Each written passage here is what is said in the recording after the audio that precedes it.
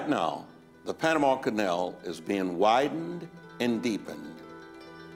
When it is open for business months from now, it would allow trade and commerce to bypass LA and Long Beach ports and go directly to the East Coast ports and Gulf ports.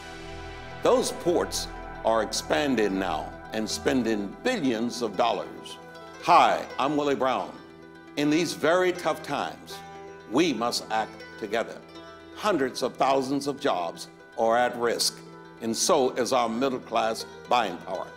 If we lose to the canal, we lose job opportunities and business opportunities for a whole generation. And we can't afford to do that. There's too much at stake here. We'll see an atrophy of the trade and transportation business and industry in this region. We'll see cargo go elsewhere. We'll see the associated cargo handling jobs, the income to the families, and all the jobs that depend on those jobs at the ports go away. These jobs are equivalent to high-tech manufacturing jobs. The multiplier is the same. They're extremely important. Many of these jobs are construction jobs. Labor represents construction workers. The unemployment rate among construction workers is some 40%. This can put people with skills back to work. How do we beat the canal?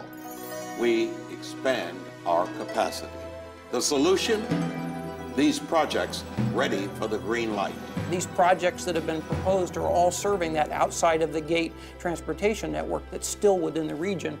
Adding truck lanes, by adding rail capacity, we do all these things which will benefit the ports. Projects that are right now ready to go with $7.5 billion in place for them to be built out, which represents 100,000 jobs that could be working in the system and creating a tax base for the city of Los Angeles and the state of California. Gerald Desmond Bridge is job ready.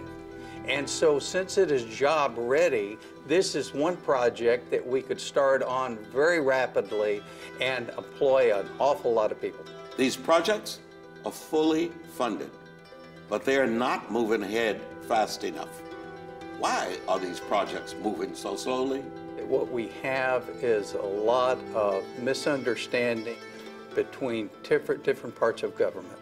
Unfortunately, we've created a quagmire of a bureaucracy, of hoops that everything has to jump through. And where China can get a project done, an equal project, in a year, it takes us, in some cases, up to 15 years to get that same project done. As an example, amendments to the Transportation Improvement Program at the federal level are necessary if you're changing funding on a project. That takes a long time. The sad thing about this is that our money's there now. There's no reason why we can't stimulate it if we chose to see that urgency. I don't think it's been our top priorities to get these projects going so that we could have great jobs for our members, for other members, and for the people of the communities around there. A matter of priorities. You remember what happened to the aerospace industry in California? We can't let that happen again. We had a whole middle class in this region, in Los Angeles area, a whole middle class that was built up through the aerospace industry and the jobs that it created.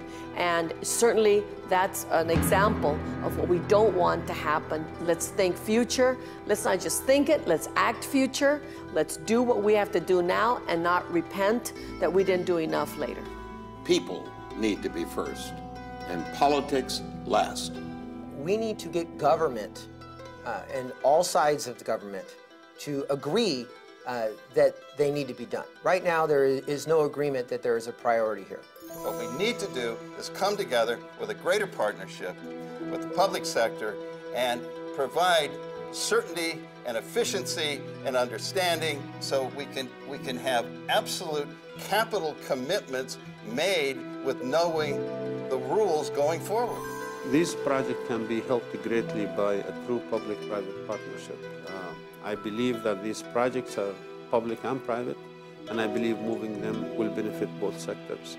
We do need a speedier, expedited process to move the projects, to move permitting, to move whatever it takes to get the jobs created. We set these projects in motion. We meet the competition. We save our state and our people. Our entire goods movement system in Southern California will be cleaner and more efficient, and that means less pollution every day, less particulates and less toxics in our communities. Higher air quality, better living for all of us that have to breathe the air in Southern California, which translates into lower costs for health care. An employed community is a much healthier community.